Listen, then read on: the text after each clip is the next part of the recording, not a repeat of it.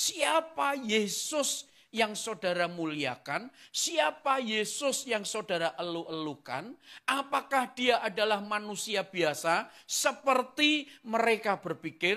Apakah Yesus sebagai nabi seperti yang mereka pikirkan?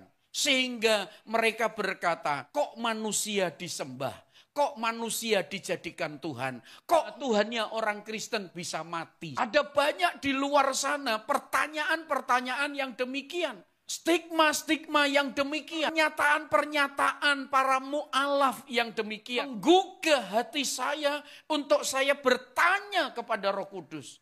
Untuk saya bertanya kepada Tuhan. Untuk saya bertanya kepada firman. Siapakah Yesus yang saudara muliakan? Kenapa kita menyembah Yesus?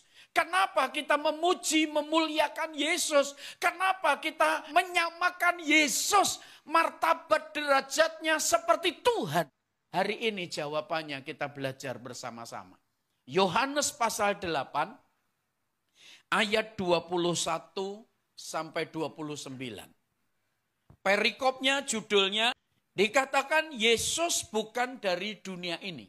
Kalau saudara dan saya rutin dalam pembacaan firman dan saudara benar-benar minta ilham roh, minta Roh Kudus untuk memberikan petunjuk, untuk memberikan hidayah kepada saudara. Ketika engkau mendapatkan hidayah, mendapatkan ilham roh, bukan malah meninggalkan Yesus. Kalau engkau mendapatkan hidayah, engkau mendapatkan ilham roh, engkau mendapatkan pencerahan Roh Kudus dari perikop ini.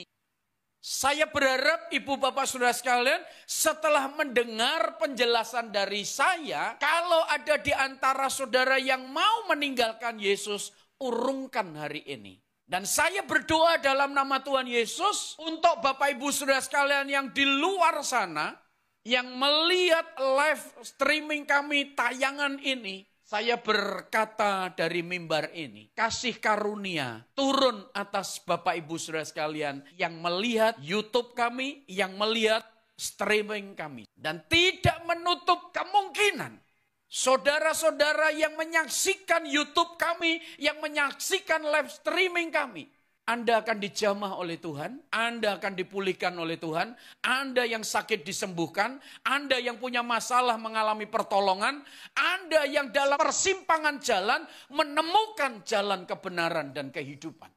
Siapa Yesus? Yang jelas dalam judul perikop firman Tuhan ini sudah memberikan penegasan bahwa Yesus bukan dari dunia ini. Mari kita lihat ayat 21. Maka Yesus berkata pula kepada orang banyak, Aku akan pergi dan kamu akan mencari aku, tetapi kamu akan mati dalam dosamu. Ke tempat aku pergi tidak mungkin kamu datang. Ayat 22. Maka kata orang-orang Yahudi itu, apakah ia Yesus mau bunuh diri? Dan karena itu dikatakannya, ke tempat aku pergi tidak mungkin kamu datang. Oke, Bapak Ibu Saudara sekalian, siapa Yesus? Saya melihat dalam Yohanes pasal 8 ayat 21 sampai 24. Di sini dikatakan Yesus bukan berasal dari dunia. Kalau Yesus bukan berasal dari dunia ini, nah dari mana dia asalnya? Jadi asal usulnya Yesus siapa sebenarnya? Yesus saya katakan berasal dari surga. Yesus bukan berasal dari bumi. Yesus bukan berasal dari debu tanah. Dibuktikan bahwa Yesus sebagai manusia, saudara, manusia jelmaan Allah itu sendiri, atau Yesus itu adalah inkarnasi dari Allah.